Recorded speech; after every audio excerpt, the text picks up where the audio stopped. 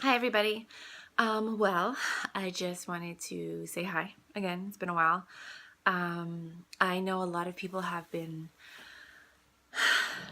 losing it over this election, and I would love to be a beacon of light and a beacon of hope, and let's stick together and let's make it happen.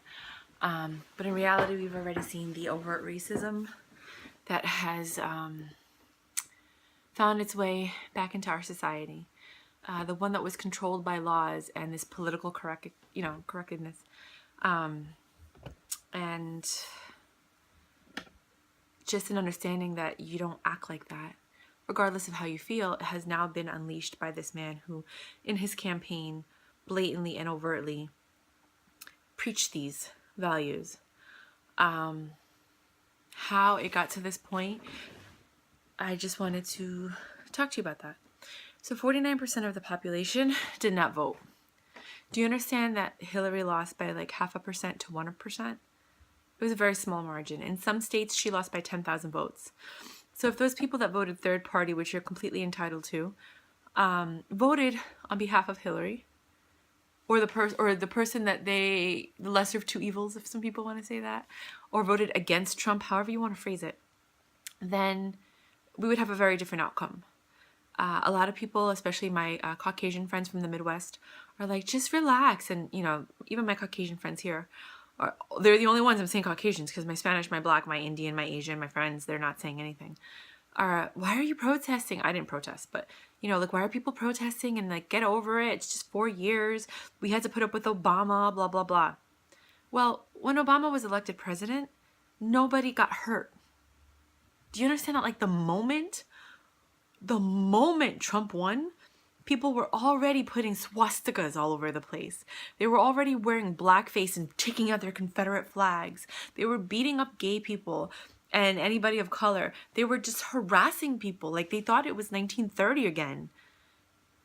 I don't understand why people who voted for Trump that are not racist don't understand what we're talking about. It's all over the news and the media. Like, even kids are walking out of their high schools in protest to this disgusting, despicable person that calls himself a human being. It's interesting because everyone's like, oh, but, he said a lot of what I wanted to hear. I'm like, yeah, but you completely ignored all the other stuff that he said. And don't get me wrong, Hillary and her campaign heard everything that he said, and they would take that into consideration. But what you need to understand is this man doesn't care about you. I understand that you're hurting. I understand that you think that this man came to your town and talked to you and spoke to you and said all these great things that you wanted to hear. He doesn't care about you. He doesn't care about anybody. Nobody. Only his immediate family, and even then he has problems with that. Guys, wake up. The only thing we could do at this point, unless they find some way to disavow him or make it, I don't know. I don't even want to think about it. Everybody's, leaning towards the electoral vote, but I don't think that enough people that are doing the electoral votes are going to switch to his side.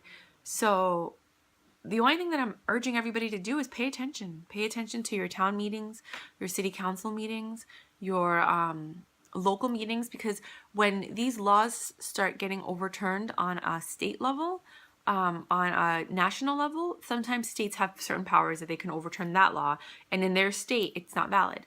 So you need to be prevalent, present, and you need to exercise your right to vote if you didn't, and if you did, so that you can make the changes in your town, in your city, in your state, because that's the only option we have for the next 4 years. I hope that the people that didn't vote realize how important your vote does count. Like how important it is. Like, you guys sit there and my vote doesn't count. I don't like either candidate. Now you understand why people go knocking on the doors, why everybody's urging you to vote, because every vote does count. Especially if you're a minority, because that's what most of us fought for, was your right to vote. And I just wanted to share that because a lot of people are thinking like, what am I going to do? Well, this is what you could do. You can do stuff in your town, in your city, in your state to make a difference for the next 4 years until we find somebody else who can actually bring us back, even though everybody didn't want any more politics, or I'm so tired of the same freaking bullshit. Well, whatever. We need to get back to that point where we were tolerable of everybody.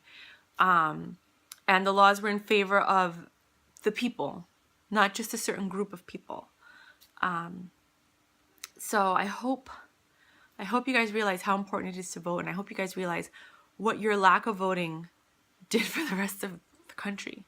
And if you're like, oh, well, you're just sour because your candidate didn't win, it wasn't about the candidate. It was about humanity and how people treat each other and what they think is acceptable and unacceptable.